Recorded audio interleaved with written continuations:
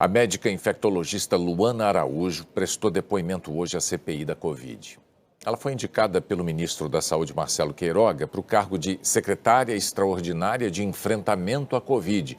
Mas em menos de 10 dias, soube que a nomeação dela tinha sido barrada. E nesta quarta-feira, diante dos senadores, fez uma defesa enfática da ciência. Luana Araújo começou o depoimento com uma homenagem aos mortos pela Covid. 320 dias. Aliás, mais de 320 dias. Esse seria o tempo que teríamos que ficar quietos para respeitar 1 minuto de silêncio para cada uma das mais de 460 mil mortes pelo Covid-19 no Brasil. Só de ontem para hoje é como se mais de 12 aviões comerciais grandes, lotados, tivessem caído no nosso território. Para mim, isso é intolerável e toda pessoa deve fazer o que estiver ao seu alcance para impedir essa hecatombe. Ela foi convidada para o cargo de secretária extraordinária de enfrentamento à Covid pelo ministro da Saúde, Marcelo Queiroga. O nome foi anunciado em um evento no dia 12 de maio, mas 10 dias depois, sem apresentar os motivos, o ministro disse que ela não ficaria mais na função. O cargo continua vago. O relator da CPI, Renan Calheiros, do MDB, mostrou um vídeo do ministro Queiroga falando sobre a saída de Luana. Nós vivemos um regime presidencialista. Eu fui indicado por quem? Por quem de direito? O presidente da República. E é necessário que exista validação técnica e que exista também validação política para todos os cargos. Essa saída sem explicação foi o principal motivo da convocação da infectologista pela CPI. Senadores independentes e da oposição afirmam que ela foi barrada pela ala mais ideológica do governo, conhecida como Gabinete do Ódio, depois de defender a ciência e se mostrar contra o tratamento precoce. Luana Araújo condenou a polarização política da saúde. Infelizmente, por tudo que vem acontecendo, por essa polarização esdrúxula, essa politização incabível, os maiores talentos que a gente tem para trabalhar dentro dessas áreas não estavam exatamente à disposição para trabalhar nessa secretaria. Os senhores podem imaginar que eu... Não estavam à disposição ou não queriam trabalhar? Não queriam trabalhar. O relator Renan Calheiros perguntou se Luana conversou com o ministro da Saúde, Marcelo Queiroga, sobre o chamado tratamento precoce, defendido pelo presidente Jair Bolsonaro, mesmo depois de a ciência comprovar a ineficácia no tratamento da Covid. Todos nós somos absolutamente a favor de uma terapia precoce que exista. Quando ela não existe, ela não pode se tornar uma política de saúde pública. Mas a pergunta foi, conversou em algum momento? Não conversou, discutiu sobre esse assunto? Isso nem foi um assunto, senador. Essa é uma discussão delirante, esdrúxula, anacrônica e contraproducente. Quando eu disse que há um ano atrás nós estávamos na vanguarda da estupidez mundial, eu, infelizmente, ainda mantenho isso em vários aspectos. Porque nós ainda estamos aqui discutindo uma coisa que não tem cabimento. É como se a gente estivesse escolhendo de que borda da terra plana a gente vai pular. Não tem lógica. O relator, então, quis saber a que ela atribuía a saída do ministério. Eu realmente gostaria de saber. Honestamente, não me foi comunicada qual foi a razão pela qual a minha nomeação não foi aprovada. Eu simplesmente fui comunicada de que, infelizmente, essa nomeação não sairia.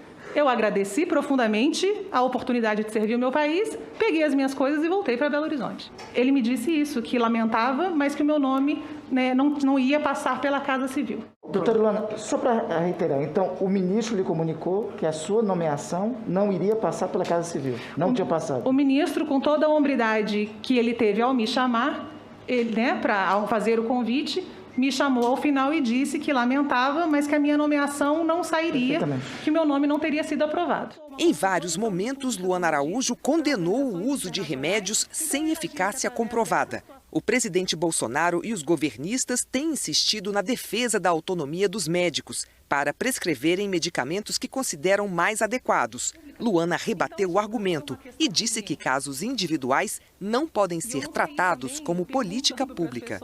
Quando a gente transforma isso numa decisão pessoal, é uma coisa. Quando você transforma isso numa política pública, é outra. A autonomia médica faz parte da nossa prática, mas não é licença para experimentação. Na hora que a gente faz isso, a autonomia ela precisa ser defendida sim, mas ela precisa ser defendida com base em alguns pilares. No pilar do conhecimento, da plausibilidade teórica do uso daquela medicação, do volume de conhecimento científico acumulado até aquele momento sobre aquele assunto, no pilar da ética e no pilar da responsabilização. Quando você junta isso tudo, você tem sim direito à sua autonomia e você precisa fazer aquilo que é melhor para o seu paciente. Ela também defendeu a vacinação em massa e explicou por que a chamada imunidade de rebanho não é eficaz. A estratégia, que conta com a imunidade através de um número maior de contaminados, é defendida pelo governo. Enquanto nós estamos conversando aqui, o vírus está mutando centenas de vezes. E centenas dessas mutações não têm importância para a gente. Existem algumas poucas em que isso acontece e muda, por exemplo, o grau de transmissibilidade do vírus ou a capacidade dele de fazer uma doença mais grave. São nessas variantes que a gente chama, que a gente acaba se concentrando. Então, isso tudo é para explicar que uma imunidade de rebanho natural dentro do SARS-CoV-2 e da doença Covid-19 é impossível de ser atingida. Não é uma estratégia inteligente, ela é impossível de ser atingida. Por que a gente consegue fazer isso com a vacinação? A gente consegue fazer com a vacinação porque a gente consegue induzir uma resposta ao mesmo tempo e muito mais sólida, aparentemente, do que a infecção natural. E num período de tempo mais curto. Então, a gente consegue mobilizar aquelas pessoas e o sistema imunológico delas ao mesmo tempo de forma mais clara. Então, e outra, né?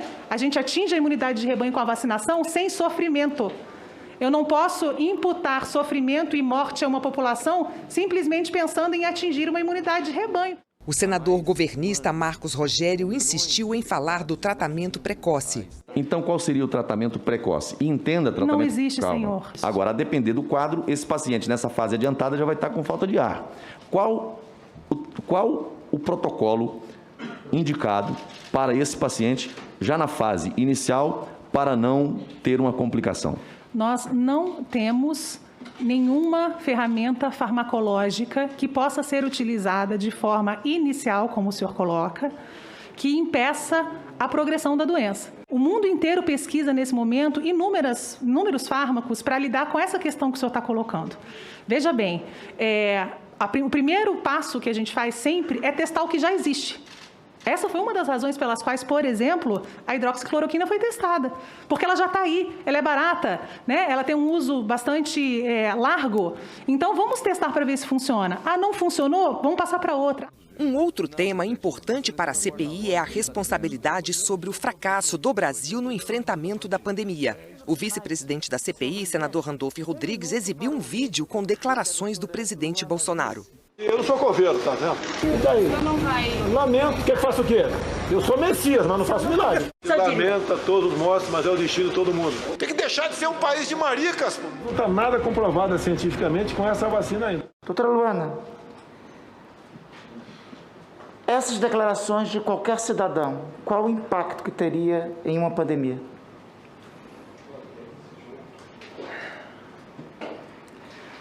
Senador, só para começar, eu não gostaria que a minha participação ou eu fossem utilizados de forma diferente da minha participação técnica. Isso posto, é uma situação muito difícil e muito complexa, triste, para quem trabalha com infectologia, para quem trabalha com saúde pública, para quem vê paciente, para quem testemunha as dificuldades e os horrores que a gente vem passando. Não é possível ouvir uma declaração ou um conjunto de declarações de quem quer que seja, não estou personalizando na figura do presidente, de quem quer que seja nesse momento, sem sofrer um impacto quase que emocional, além do racional que a gente trabalha o dia inteiro ao ver isso. Então, a mim, me dói.